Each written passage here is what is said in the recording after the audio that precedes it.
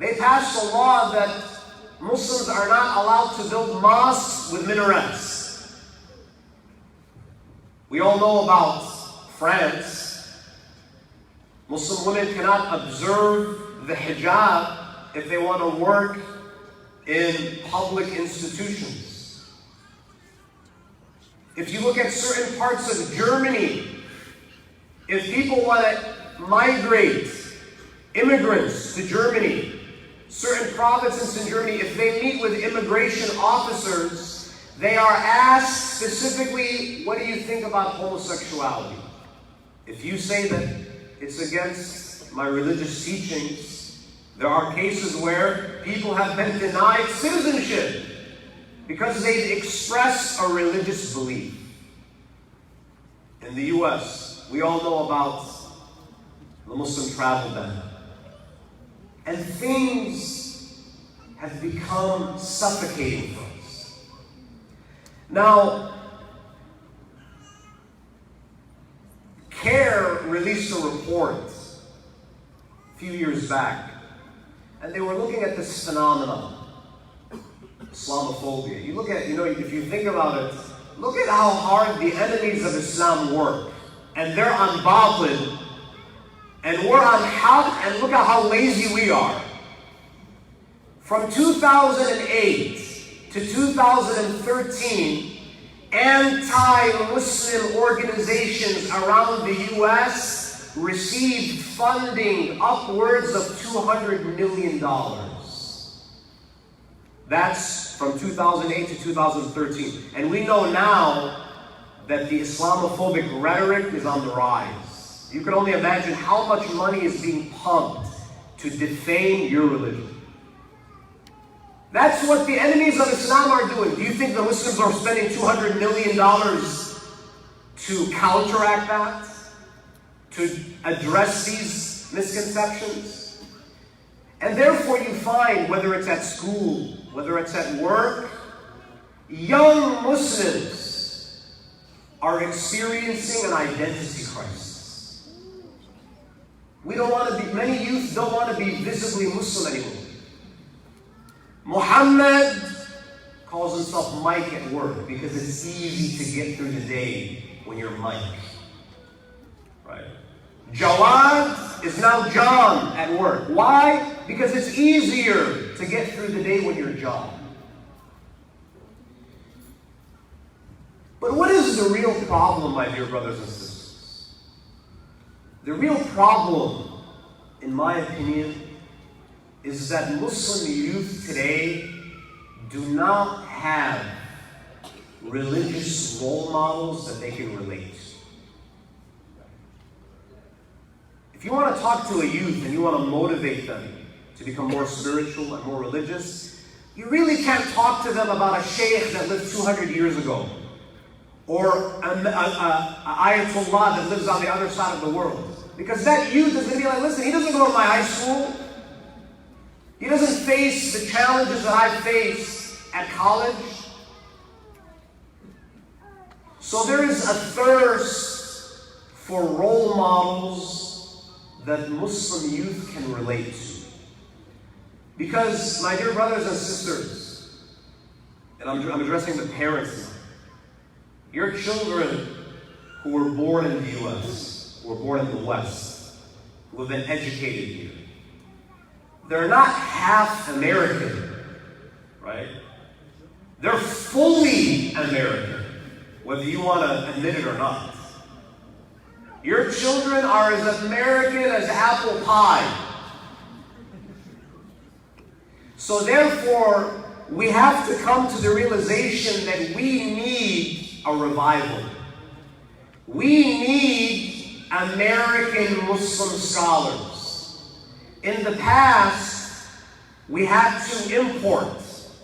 If you want a sheikh, you want an alim, you have to import them. And we had no other choice, because there were no American Muslim scholars. And for a time, that was a solution, and it worked. But now, there's a need for what? There's a need to export. We have to identify our brightest, youth and actually offer them Islamic scholarship as a viable path in life, right? You know, when youth come to me and they're exploring career options, especially if they're Desi or they're Middle Eastern, they have three options in life, right? Especially if you're Desi, right?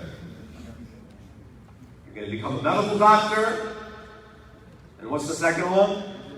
Engineer, maybe lawyer, or fourth is you're a loser, right? There's nothing else. That's when maybe we'll consider sending you to the house, right? When you just, if you can't get dunya, at least go get the akhirah, right? We have to encourage our youth to become scholars. We need not just one or two.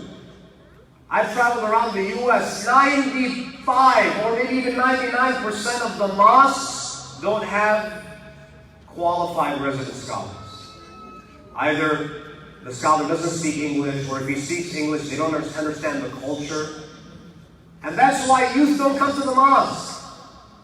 You know, brothers and sisters, I tell people this all the time. If we were living during the time where Allah was still sending prophets, what kind of prophet do you think He would send to America? He would send an American prophet. He's not going to send someone from the other side of the world. In fact, Allah even mentions this in the Quran. Allah says in Surah Ibrahim, Surah 14, verse 4, وَمَا أَرْسَلْنَا مِن رَسُولٍ إِلَّا بِلِسَانِ قَوْمِهِ.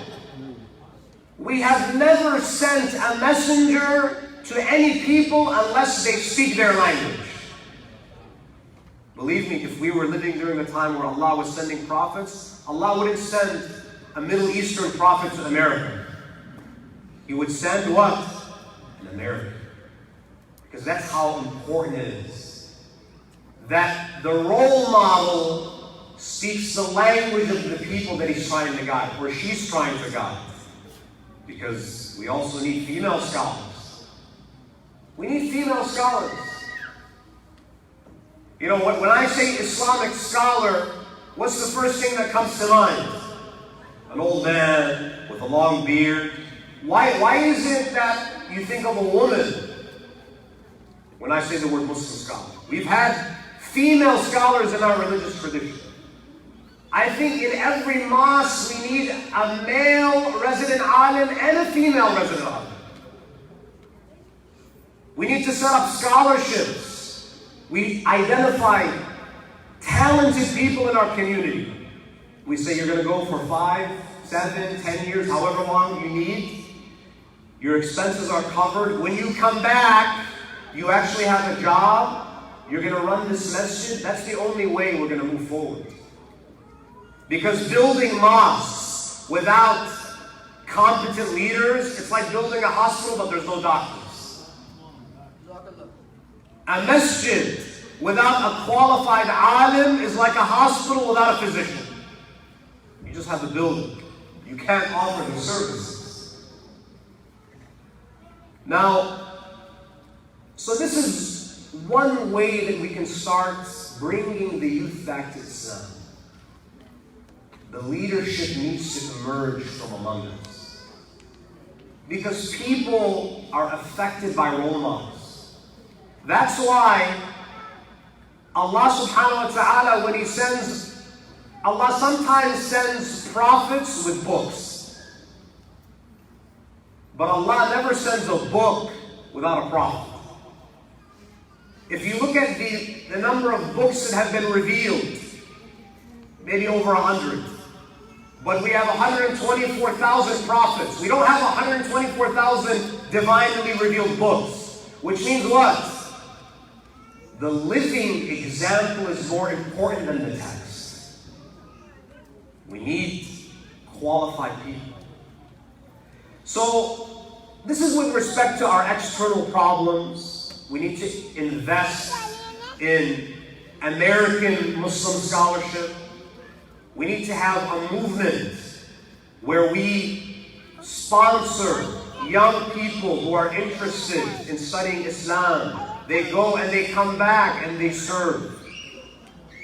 Both male and female. And that's when they will be equipped to deal with the Islamophobia. That's when they'll be able to address the issues that our youth are facing.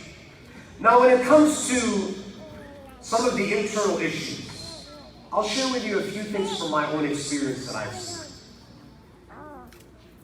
I've been to many communities, and sometimes, we have a very superficial standard for success. If we hold a Muharram program and the hall is filled, let's give ourselves a round of applause because we did it. But do you know that a lot of the youth that come to the mosque, they might come to Friday prayer, they might do, Latmeen, they might be even reading dua, but they're agnostic. They have doubts about the existence of God. I've met many youth who come to the masjid who say, Sheikh, I don't believe in God. How do we respond to that as a community? Astaghfirullah, right? That's what we do. We shun people who ask questions. We shun them for having doubts. Because we're using the same arguments that have been used for thousands of years. Many of the speakers now are not even familiar with quantum physics. They're not familiar with some of the new arguments that are being made against the existence of God. You have to equip yourself with knowledge. When a youth says, I'm having doubts about the existence of God, the worst thing that you can do is make that person feel like they're going to go to hell because they asked that question. Do you know, brothers and sisters, in Medina, Imam Sadiq salawatullahi alayhi,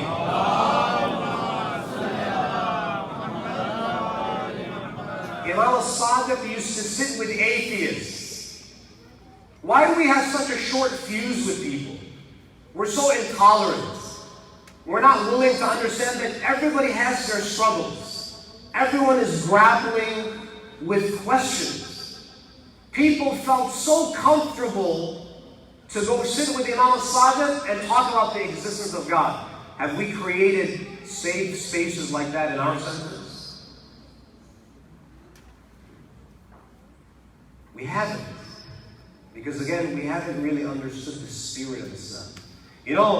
Instead of excommunicating or shunning or shaming youth that have legitimate questions, instead of seeing their doubt as a sin, why don't you see their doubt as their first step towards yaqeen? How do you achieve yaqeen if you don't ask questions? The hadith says that the cure for ignorance is to question. If you don't know if God exists or not, you have to ask questions. The Quran encourages us to be analytical, to be critical thinkers, to ask questions. And we do a disservice to our youth when we just sideline them. They have complicated questions and you're giving them elementary answers. They have a question about quantum physics and you're mentioning them a verse of the Quran that doesn't even relate. This is why I'm saying the scholarship has to emerge from among us. It has to be someone who's combined their secular studies with their Islamic studies so they can understand the theological challenges. So that's number one. Dealing with what I would call the agnostic Muslims in our community. Not shunning them, not shaming them. Giving them safe spaces to have these conversations. The second internal problem that we have is mental health. Mental health. Do you know how many times I overhear conversations? Someone is reaching out for help. Someone is crying out for help. They're depressed. They're having suicidal thoughts. And someone who's unqualified says, oh, read dua for me. It'll be fine. Do some extra prayers. Now, I'm not saying that that's not part of the solution. It can be part of the solution. But when someone has cancer, God forbid, do you just tell them to go sit on the prayer mat? Or do you make dua for them and you tell them to make dua, but they also seek treatment? You seek treatment. And don't think for a moment that suicide is not a Muslim problem. It is a Muslim problem. Don't think that this is something that only affects kuffar or non-Muslims. 2 years ago, I had to bury a 30-year-old Shi'i who killed himself in his apartment. Why? Because every time he would reach out for help, someone insinuated that, oh, it's because your iman is weak. But he needed to seek treatment. He needed to seek treatment. You know, just because you see people smiling and they look happy doesn't mean that they're happy. Maybe they have problems. You know, you have to have sympathy and empathy for people. 45,000 people every year in America die of suicide. 45,000 people. And you think that there are no Muslims in that figure? I was looking at a statistic today. Among people from the age of 15 to 34, the second leading cause of death is suicide. We have a real problem.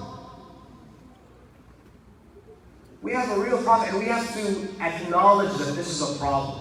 And we shouldn't make people ashamed to seek help.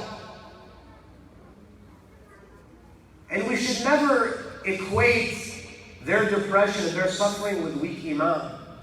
In fact, the one who makes a statement like that has weak iman. Because you're passing a judgment on someone's relationship with Allah without any knowledge. And you're speaking without knowledge. You don't write prescriptions for people when they're sick. So why are you in a position to give people advice about mental health when you're not qualified? So mental health is also a major problem in our community. Another issue, my dear brothers and sisters, is drug addiction. Drug addiction and pornography addiction. You know, we like to brush these subjects under the carpet. We don't want to talk about them. They're sensitive topics. They're taboo topics. Oh, it's not appropriate to talk from the minbar. The minbar belongs to Imam Hussein. It doesn't belong to you. Rasulullah says there is no la haya fi deen. There's no shame in talking about real issues. There are people who come to the masjid who are addicted to drugs, who are addicted to painkillers. There are people in our communities, and I know this firsthand, they're addicted to pornography. You know, I went to a community once, and I was blown away. We were sitting with youth between the ages of 10 and 12. And we were having one-on-one conversations with them, and we were asking some of them, and some of them wrote their answers on paper. What is your greatest struggle as a 10-year-old? One of them wrote, my addiction to pornography. When you give your kids a cell phone, and they have access to the internet, do you know what's happening? You think that it's not going to affect you. Oh, not my son. No, not my daughter. But it's happening. It's happening. So you can pretend that it's not. You can ignore it. Or you can deal with the issues head on. If someone is addicted to drugs in our community, what do we usually do? I'll make sure he doesn't come to the masjid, right? Because the masjid is only for the holy people, right? The masjid doesn't belong. It's not your house. It's not your living room. If someone, can you imagine for a moment what it feels like to be a drug addict in the Muslim community? Can you imagine? Imagine you need help. Who are you supposed to go to? If anyone finds out, what are they going to do to you? Unfortunately, instead of having sincere concern for people who have addictions, what do? We reinforce this culture of shame. Oh, they have a bad upbringing. They're corrupt. We don't want them to come to the message. We have to have empathy. There's a hadith from Imam Sadiq salawatullahi alayhi, where he says, "Al-mu'minu akhul mu'min." Believers are brethren. They're brothers and sisters. Kal-jasad al-wahid. They're like one body. If there is a Muslim in the community who's addicted to drugs, don't say it's not my problem. It is your problem. Imam Al-Sadiq says they're your brothers, they're your sisters, you're one body. إِنْ اشْتَكَى شَيْئًا مِنْهُ وَجَدَ أَلَمَ ذَلِكَ فِي سَائِرِ جَسَدِهِ. When one part of the body is ailing, the entire body suffers. This is what Rasulullah taught us. Don't push them to the margins of the community, because if you do that, you're only making it more difficult for them to seek help. Everyone has struggles, brothers and sisters. Whether it's drug addiction, addiction to pornography, alcoholism. You know, we're all sinners. We just sin differently. And we have to have more rahmah. We have to help each other. When you find out something about someone, you don't broadcast it. You cover up their faults. You try to help them out. You protect their dignity and their honor. So when you sin, Allah will cover your sins. We always invoke Allah saying, Ya Sattar al-Uyub. Oh Allah, you are the one who conceals our faults. Sometimes Allah tests us. He allows you to know the faults of others to see, are you going to cover it up or are you going to broadcast it? So we have to understand that these are things that are happening in our community. Another issue, and I'll try to conclude so we can go to the Q&A session. Another problem, internal problem that we have is that our youth are resorting to haram relationships. Why? Because we parents, the community, we've made marriage impossible. We've made it impossible. You can't blame, no, I'm not justifying getting into a haram relationship, but at the same time, you're to blame. Because you made the halal avenue so difficult, they're naturally going to take the haram. You know, there's an ayah in the Quran. It's a beautiful verse. Allah says in Surah An-Nur, verse 32, وَأَنْكِحُ الْأَيَامَ مِنْكُمْ وَالصَّالِحِينَ مِنْ عِبَادِكُمْ وَإِمَائِكُمْ. You know, it's interesting that you would think that Allah is talking about the importance of getting married. You would think Allah would address single people and tell them to get married. But what does Allah do in this verse? He doesn't address the bachelors and the bachelorettes and say to them, get married. Rather, Allah says, get them married. Which means what? Who is He addressing? Parents, community leaders. Meaning Allah has placed the onus of getting married not on the youth, on the community. That helping youth get married is a communal effort. And then what's the number one reason why people give you that they're not, the reason why parents don't support their children getting married, other than education, of course. وَأَنْكِحُ الْأَيَامَ مِنْكُمْ وَالصَّالِحِينَ مِنْ عِبَادِكُمْ وَإِنْ يَكُونُوا فُقَرَاءَ يُغْنِهِمُ اللَّهُ مِنْ فَضْلِهِ. How many organizations have been established to deal with poverty? Countless. In this ayah, Allah considers poverty a secondary problem.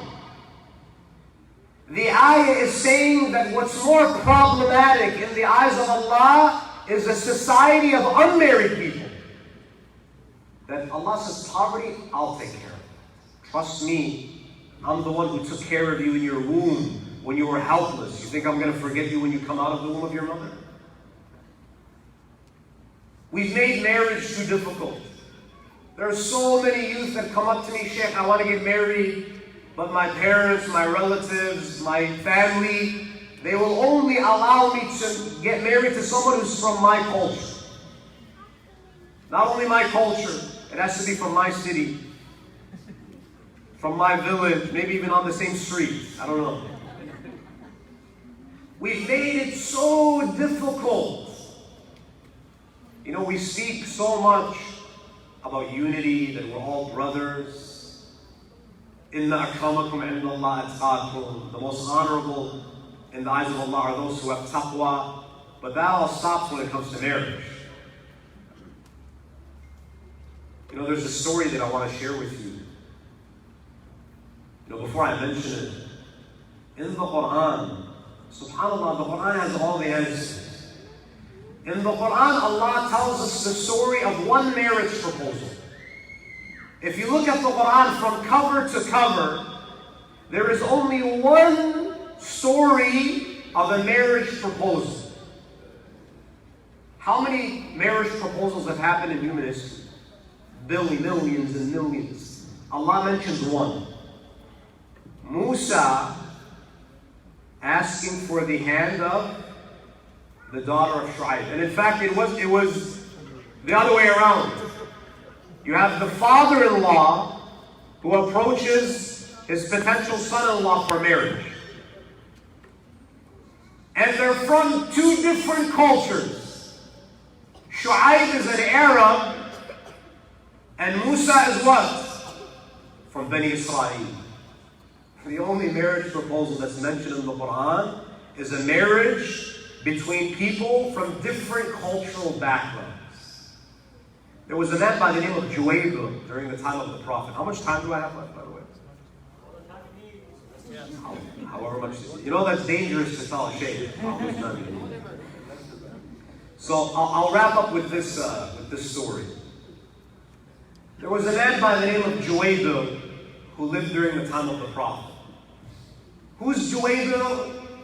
He was a young man, a young black man who was poor. He was so poor that we would today call him homeless. He was one of Ashab al-Sufa. He used to literally live at the masjid because he didn't have a house. When he came to Medina, he was so poor that his clothes barely covered his body.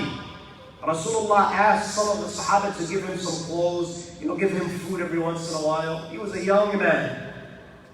One day, the Prophet goes and he sees him. And the Prophet looked at him with merciful eyes. He felt sorry for him. He's a young man, doesn't have any family here, no wife, no money. So the Prophet called on him. He said, "Oh Juwayb, how wonderful would it be if you were to get married?" He says, "Ya Rasulullah, who's going to marry me? I don't have any money. I'm not George Clooney, right?" No, he didn't say this to the Prophet. Right? He wasn't the best looking guy. No money. I don't come from a prestigious tribe. Rasulullah says, "Go to the house of Ziyad ibn Lubayt. He has a daughter by the name of Al-Danfa. Go and ask for his daughter's hand." Do you know who Ziyad ibn Lubayt is? He is one of the aristocrats of Medina, one of the chiefs of the tribes. Rasulullah says to this young black Muslim who's poor, who's living in the masjid, go and ask for his daughter's hand. He goes to the house of Ziyad. When he arrives, there's a banquet, there are guests. He enters and he says, "I'd like to speak to Ziyad." They allow him in. "Juwayb, salam, what do you need?" "I have come. The Holy Prophet sent me here to ask for your daughter's hand in marriage." Maybe Ziyad probably almost choked on his food. What? You want to marry my daughter? I'm Ziyad bin Lubayd. I'm an influential, prominent person in Medina. The Prophet sent you, he kicked him out. He says, no, go. He turned him away. There was commotion in his house. His daughter heard all of the commotion and she called upon her father. She said, oh my father, what happened? He says that Juwaybir came here. He said that Rasulullah sent him and he's asking for your hand in marriage. So I turned him away. I'm not going to give my daughter to a black man who doesn't have money, who's homeless. And then Fat says, isn't it possible that the Prophet did send him? How could you turn him away? Maybe Rasulullah did send him. So he thinks to himself that maybe the Prophet did send him. So he sends someone, go call him back. He tells Juwaybir, wait here, I'm going to go talk to the Prophet directly. He goes and he meets with the Prophet. And believe me, we have a lot of Ziyad bin Lubayds in our community, right? We have a lot of Ziyad bin Lubayds in our community. Ya Rasulullah, did you really send Juwaybir to ask for my daughter's hand? He doesn't have money. He's not a prominent person. Rasulullah says yes. Because he's mu'min. Because he's mu'min. Ya Rasulullah, but he doesn't have money. We make a big deal. He doesn't have money. Rasulullah gives him a very simple solution. Rasulullah says, you have money. Give him. See how beautiful Islam is? So simple. He doesn't have money. You have a lot of money. You have properties. They're empty. Give him. Problem solved. Juwaybir is mu'min. Don't you want someone who's going to treat your daughter well, who's going to respect her and honor? And by the way, brothers and sisters, wealth, don't just give your daughters to someone who has money. Oh, today they might have money, but tomorrow, what if they get sick and they spend all of their money on treatment? Today, you might be rich, tomorrow you might have nothing. And vice versa. وَتِلْكَ الْأَيَّامُ نُدَاوِلُهَا بَيْنَ النَّاسِ. This is in Allah's hands. So the Prophet says, it's up to you. But if you want your daughter to be married to a mu'min, this man is a mu'min. So he goes to his daughter and says, the Prophet is recommending him. She says, if Rasulullah is recommending him, I accept.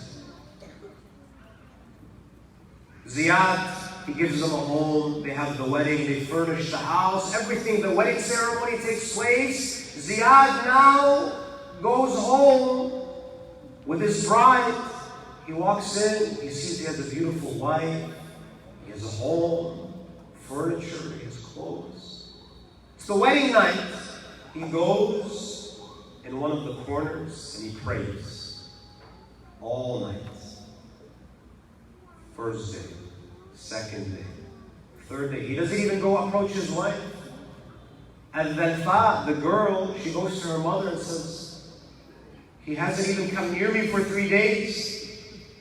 The mother then tells the father, Ziyad bin Lubayd, who wasn't happy about the marriage to begin with, he goes very angrily to the Prophet, Ya Rasulullah, what kind of guy is this? He had nothing, I gave him money, we supported him, and he's not even approaching my daughter. Rasulullah says, let me talk to Juwaybir. The Prophet summons, says, oh Juwaybir, are you happy with your life? You've been married for a few days, are you happy? Is there a problem? News has reached me that you haven't even consummated the marriage. He says, Ya Rasulullah, on that night when I walked into my home, I looked around, I looked at my wife, I looked at my home, the furniture, the food, and I became choked up with tears.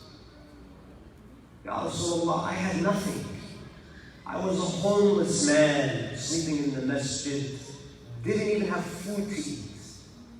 Look how Allah subhanahu wa ta'ala showered me with His blessings. I was embarrassed to enjoy His ni'mah without thanking Him properly. You see how Rasulullah facilitated the marriage of people who are on different sides of the social spectrum. But what brings them together is what? Iman. And this is why the Prophet, what does he say? إِذَا جَاءَكُم مَّن تَرْضَوْنَ دِينَهُ وَخُلُقَهُ. If someone comes to you, if a suitor comes to you, and their religion and their manners are pleasing to you, فَزَوِّجُوهُ. Give them in marriage. If you don't, if you're going to be a stickler about he has to be a PhD from Ivy League school, 100,000 in his bank account from my village, if you want to talk this language, what does the Prophet say? إِلَّا تَفْعَلُوا. If you don't make deen and akhlaq the standard, if you make everything else the standard and the primary requirements, تَكُنْ فِتْنَةٌ فِي الْأَرْضِ. There will be a lot of fitna وَفَسَادٌ كَبِيرٌ. There will be a lot of fasad. I'm not saying this. Rasulullah says if we don't get our act together, if we don't make marriage easier, Rasulullah says expect fasad. Expect your daughter to go marry a non-Muslim. Expect your son to go marry a non-Muslim. Expect them to have kids, and Islam, there's no more Muslims in their progeny. Why? Because you had to have a doctor. You had to have your daughter marry someone from your neighborhood. Rasulullah says, don't do that. تَكُنْ فِتْنَةٌ فِي الْأَرْضِ وَفَسَادٌ كَبِيرٌ. I think my time is up. I agree, brothers. I think we'll have Q&A. Yeah, we have Q&A. I had a lot more to cover, but inshallah maybe another time. صلوا على محمد وآل محمد.